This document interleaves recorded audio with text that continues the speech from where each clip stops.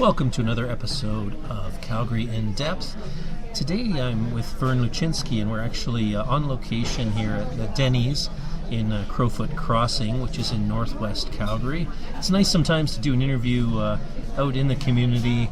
We've got some ambient sound here, but I trust that you can all hear us just fine, even with the background noise. So Verne is a very interesting guy. He's multi-talented. He's a cartoonist, an illustrator, a musician, and a custom guitar designer. Have I missed anything, Verne? No, that's about it. And I know you've been in Calgary for a long time, so I'd like to start with how long you've been in Calgary, what brought you here, and then we can get into how you've seen the city change in the time that you have been here. So please go ahead, Verne. My wife and our family, 4 kids, we moved here in 1989, so I guess that's about 36 years. And we moved here because I decided that I was going to become a cartoonist. And we moved from Saskatoon, Saskatchewan, and the market just seemed very limited there. And that was before internet, so you couldn't work from anywhere. So I figured I need to be closer to a bigger market. And so that's what we did. We just we had an opportunity to move with one of my musical partner, because him and his wife were moving here.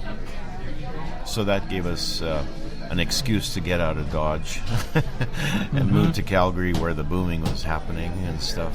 So we came here that time. What did you know about Calgary at the time, and did you have some idea, any impression of what you expected? Not really, but we knew that Calgary was booming. Alberta was booming compared to Saskatchewan. Yeah. At that time, it was very depressed. It was hard to find work. It was hard to find anything that looked like it was going to be a future for our young family there. So we wanted to move out here and get in on a bit of a boom happening in the oil patch. And yeah, so it seemed like Calgary was about 4 times bigger than Saskatoon. Maybe not 4 times, but it was over twice as big for sure. I think the population then was about 600,000, 700,000. Saskatoon was about 180,000 people. But we heard a lot of good things about Calgary, and it was sort of like, well, it's like Saskatoon, small towns, but bigger. So it seemed good.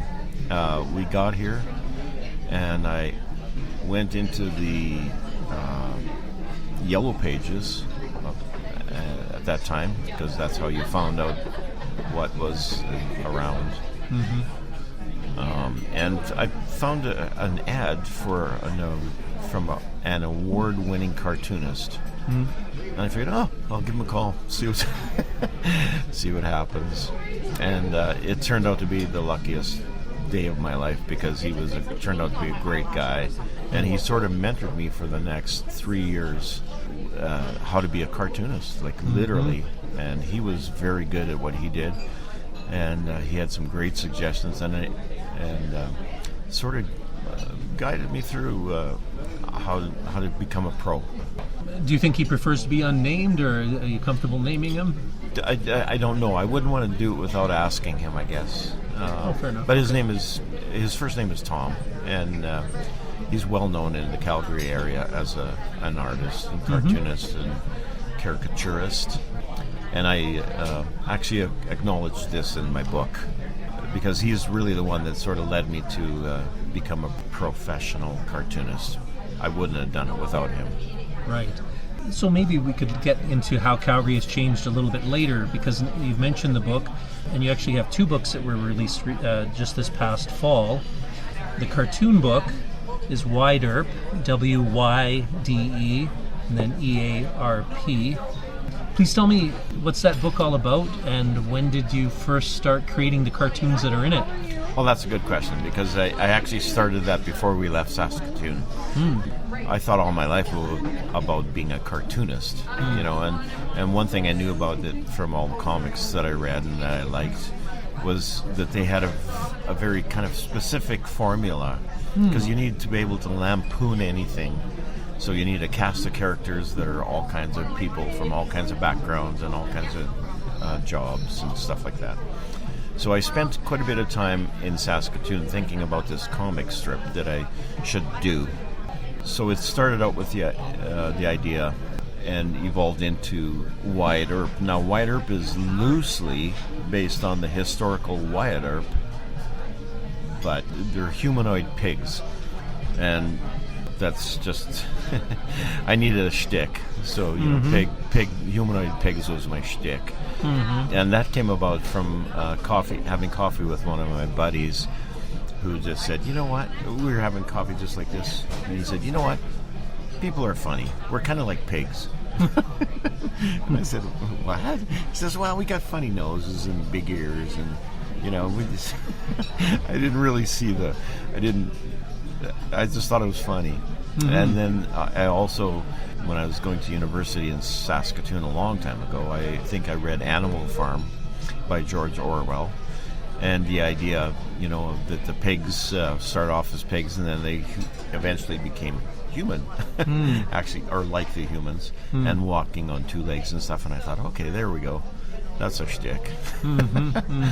So anyways, yeah, it's very loosely, it's set in a boomtown in the Wild West kind of thing. Wyatt Earp is a sheriff of Hogville. So that's how that came about. And then I've got enough character cast to sort of, you know, to do politics or to do lampoon anything I can think of. I could turn anything into a Wyatt Earp strip. Right. And besides this book, which again is called Wyatt Earp Stop Thief, is the full title. In this just the last couple of months, 3 months ago or so, you also released a book that you illustrated, a Welcome to Alberta activity book. You're the illustrator of that. Was that a big challenge, drawing wild animals and nature scenes as opposed to humanoid pigs? Not really. I mean, I've been drawing since the earliest drawings I have is as a 4-year-old. So I was drawing the first day of grade 1 at noon hour. I drew leaping horses on every single square inch of blackboard at our little school, which was a lot of blackboards. And so I like drawing. And yeah, so I've drawn all my life. I was drawing for fun, and I thought that someday I'd like to be an artist, a cartoonist specifically, actually. But my drawing skills were not, it was just a lot of drawing, but there was no sort of training behind it, you know, and it was okay, but man, I learned a lot from being mentored as an artist, and so that led into work. I did several years in a embroidery business where I was drawing realistic things, creating logos and illustration work. So no, it wasn't that hard. And I know since the books were released, you've done a couple of book signings at Indigo stores. What was that like, meeting the public and being out there as a published illustrator and author?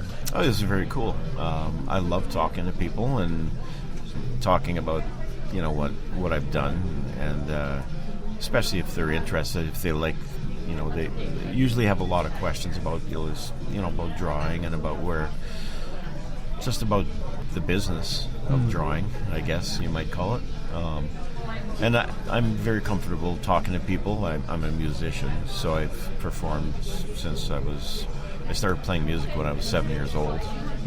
So I've been in bands and groups since then. So that's a long time. Yeah. I like being in the public. I like talking to the public. Would you agree it's fair to say that Calgary's reputation, it's an oil town, there's a lot of corporate headquarters here, it's not viewed particularly as an artsy type place, so what's it like being a creative, artsy type person, a musician and illustrator, in a place that's not really known for that? I think there's I think there's a pretty strong underbelly of artistic people and creatives in Calgary for sure. It is a an oil town for sure, and it was when we moved here. But Edmonton seems to get more press about the arts and stuff like that. But Calgary it was good for us as a family, and I was working as a graphic artist here, so I didn't see that I was limited in any way. And as I mentioned, I met a professional cartoonist, and we got along really well, and I learned a lot from him. So yeah, so I think the opportunity, you have to make your opportunities where you are, where it works for you. But Calgary was a good place to be. It was a good place to be, and so we had no regrets moving here. And we've been here for 30-some years, so right. We obviously aren't being held here against our will. No. Blink twice if there's something else keeping you here. No. So you came in 1989, so a year after Calgary hosted the Winter Olympics. So Calgary is still coming off that high, and they'd been thrust into the spotlight by that event. And it was an extremely successful event, of course. What was your first impression of the city when you came? We liked it a lot. We came from Saskatoon. Yeah. Saskatoon is a small prairie town, pretty casual, Yeah. And we lived there for 11 years. We came from, I came from the farm, moved to go to business college, and to us, Calgary seemed like just a larger version of Saskatoon. There was lots of opportunity here. There was not a lot of rentals available. We had a little trouble finding a place to rent when we first moved here because there was zero vacancy. Because everybody else from Canada had the same idea to move here. But we liked it a lot, and I remember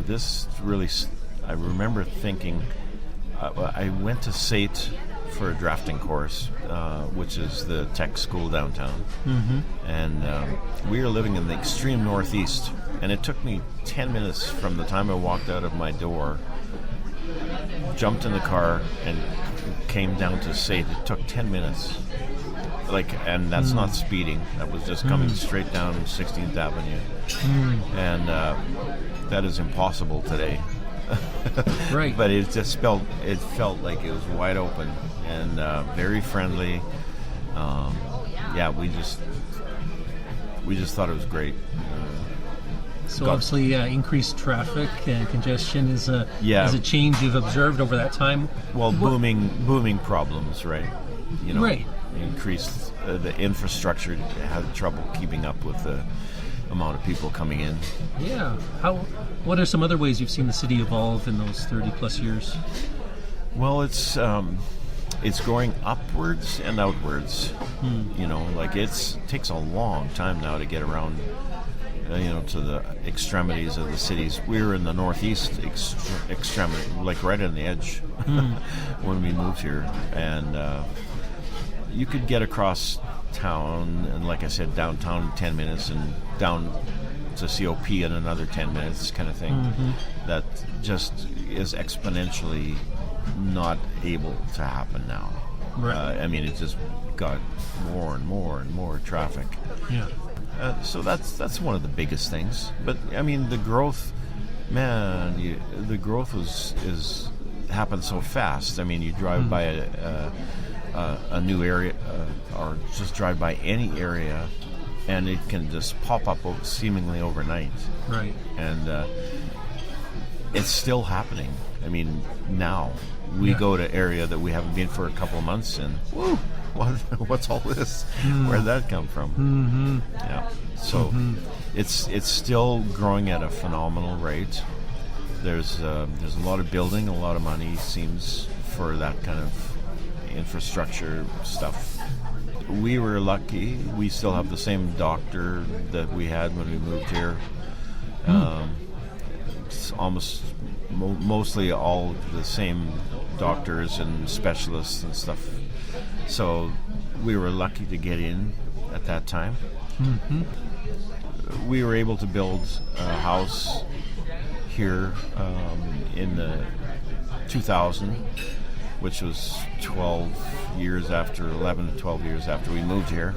So we were able to get into a relatively low housing market. We thought we missed the boat on that, but we didn't. It was still pretty inexpensive then. So that was a good thing. The kids all grew up here. My youngest was not even a year old when we moved here, and my oldest was 7, I believe it was. So this is home for them. When your kids were growing up, what were some of the favorite places to go in the city or in Alberta? When you guys were growing up, what were some of the highlights of experiences here in Alberta? The kids got into sports when they were young, fairly young. They got into hockey all over the place, and that was good. Gymnastics and stuff like that. We didn't get out of the city too much, but our families are from Saskatchewan, so we'd get out at least once or twice a year out to Saskatchewan. Drumheller was always a highlight, driving through there. Take your kids to the Dinosaur Museum and to the hoodoos? Well, just driving through because it's so different. It's like another world, right? Yeah, the Badlands there. Yeah. Wonderful. And, eventually we did go to the museum a couple of times. Of course. But, I'd make dinosaur sounds when we were driving through it just to scare the kids. They liked it. Yeah, so that was it. But, I mean, the prairies from around Saskatoon, it's pretty amazing looking, hills, lakes, stuff like that. And when you get to the Alberta border towards Calgary, it's pretty open, barren prairie.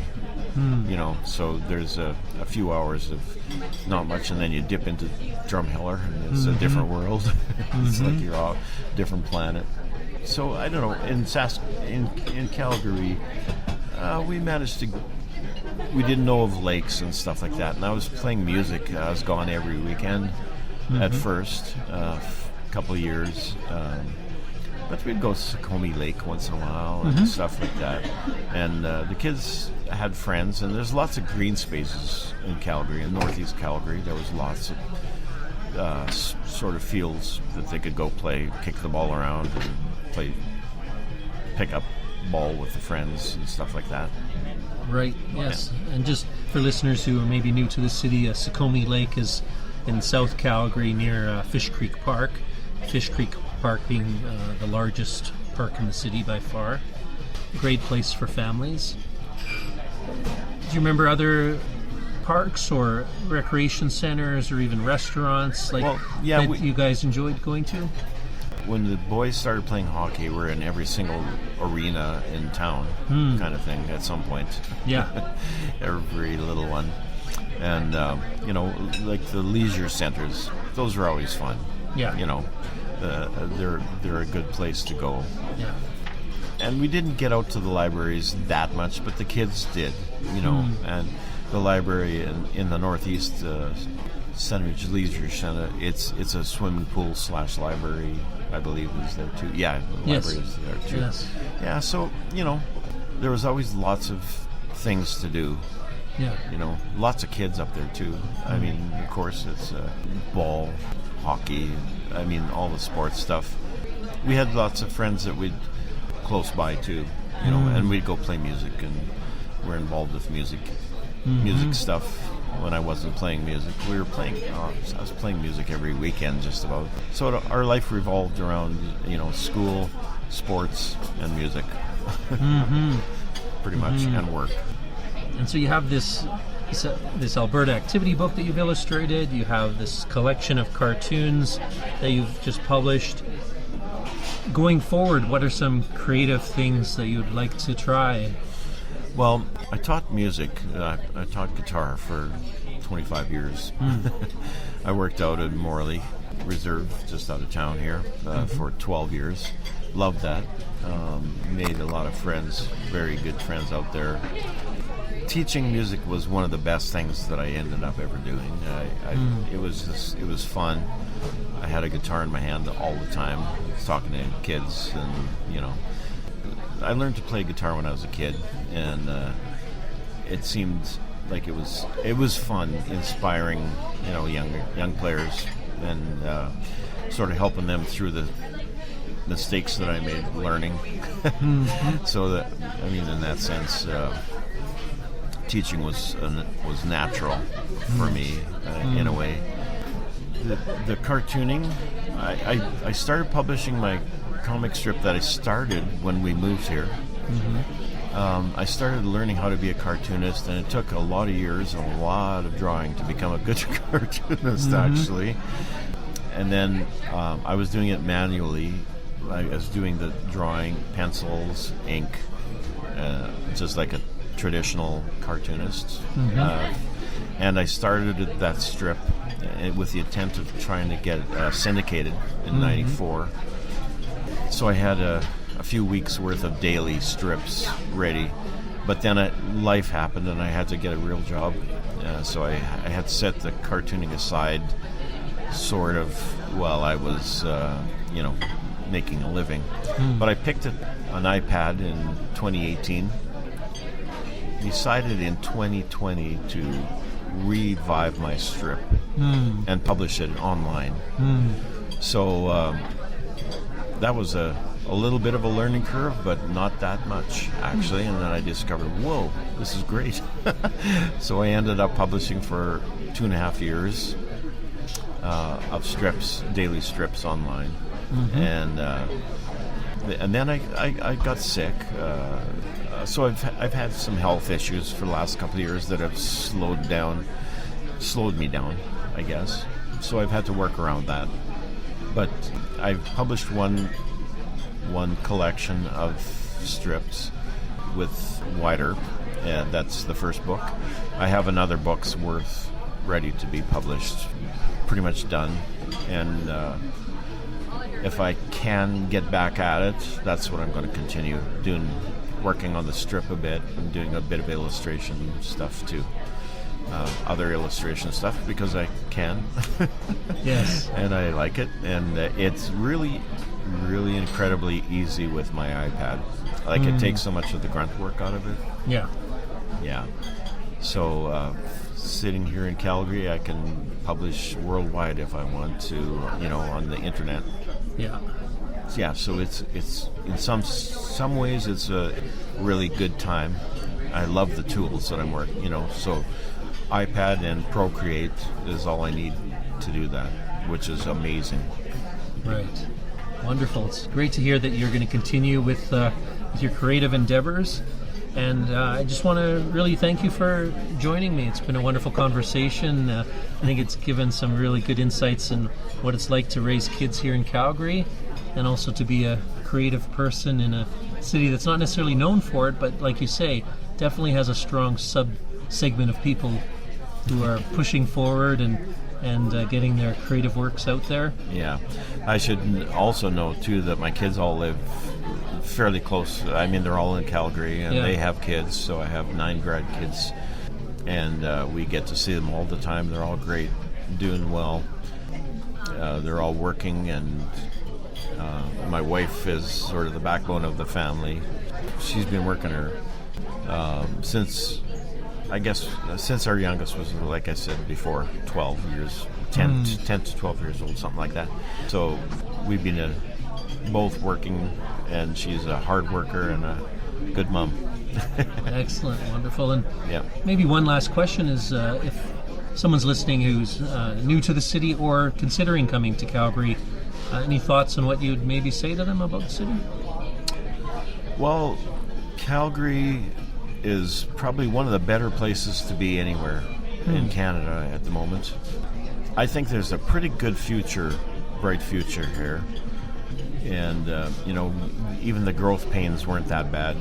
I mean, it's there's a lot more traffic than when we moved here, and there's more housing available, although it's not that much more. So you have to be diligent. But if you got work that you can do, you can probably make a living here, I think, as well as anywhere in the world. Yeah, a great place to be too. We got sports, we got recreation like crazy. We're close to some of the best skiing in the world, if you like that kind of thing, and or snowboarding or whatever. Yeah, the most beautiful. It's really amazing. You're hop, skip, and a jump to the mountains, so that's cool. Absolutely. Yeah, absolutely. Well, thank you again for meeting me here at Denny's in Crowfoot Crossing in Northwest Calgary. A great little place. You're welcome. They have great service here. We've been treated extremely well by our server, Sophia. Ask for her if you come here. She's wonderful. Thanks again, Verne. You're welcome. Take care. Thanks.